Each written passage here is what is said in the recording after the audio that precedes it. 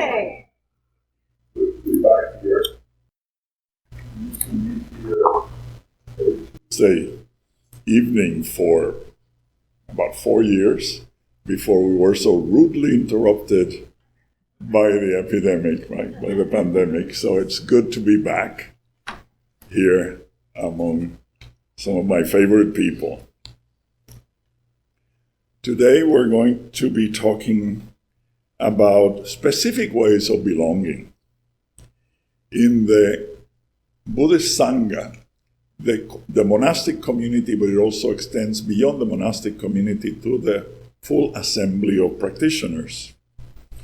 We speak of 6 harmonies that are essential to belonging. The first one, and please forgive the British pronunciation, doctrinal. I think here in the States you say doctrinal or doctrinal. However it says. A lot of people confuse doctrine with dogma. Doctrine literally means teaching. It comes from the same root as doctor, which originally meant teacher. So we need to have a harmony of views and a harmony of practice.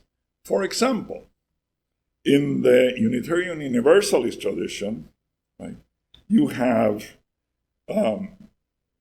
the principles, right? The 7 principles, and I'm sure you're very familiar with them. One of them, which is very close to our heart, is your 7th principle, to honor the interdependence of all sentient beings, all that lives, and we trust that someday your first principle will expand beyond persons and include all sentient beings, right, who are indeed people as well as we are.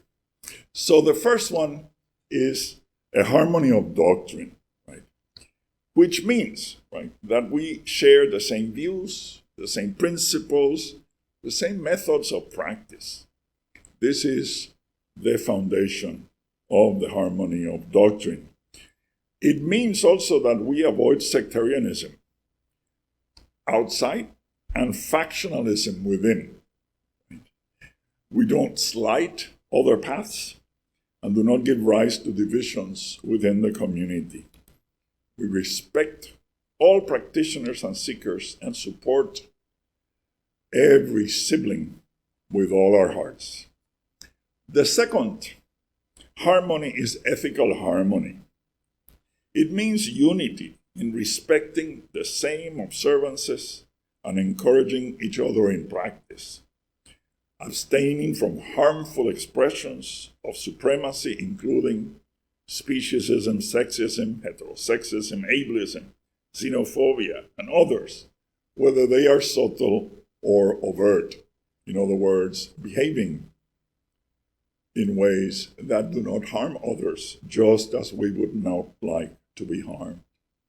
The third harmony is material harmony, and it means that the resources that the community receives should be utilized righteously and used exclusively for the benefit of all and never for individual gain. A community must also endeavor to ensure that all members have equal access to teachings and resources, including texts, retreats, pilgrimages, and practice materials. And the leaders must exemplify renunciation and never reserve exclusively for themselves choice, text, facilities, locations, chairs, or other paraphernalia. The next of the harmonies is physical harmony.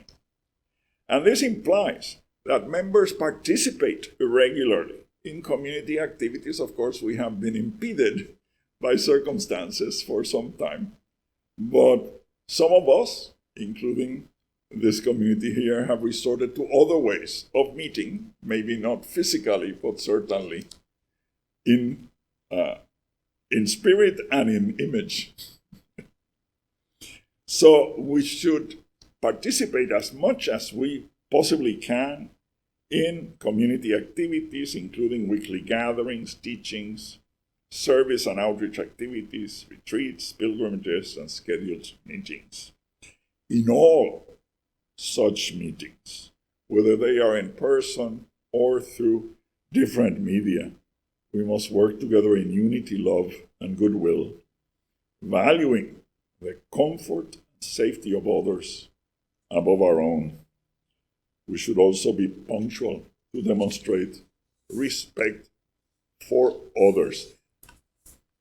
The next harmony is verbal harmony, and it implies that we abstain from harmful words, from belittling fellow members, from sarcasm, from not taking others seriously, and from quarreling.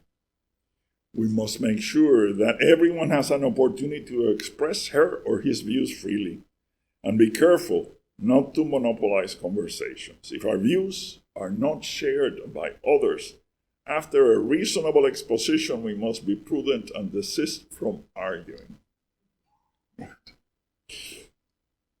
The purpose of argument is victory, not truth, is an old Indian saying. And the last, and perhaps most important of all harmonies, is mental harmony. It means that we develop a mind of goodwill and are considerate of the thoughts and ideas of others. We do not hold grudges, nor do we seek to form cliques.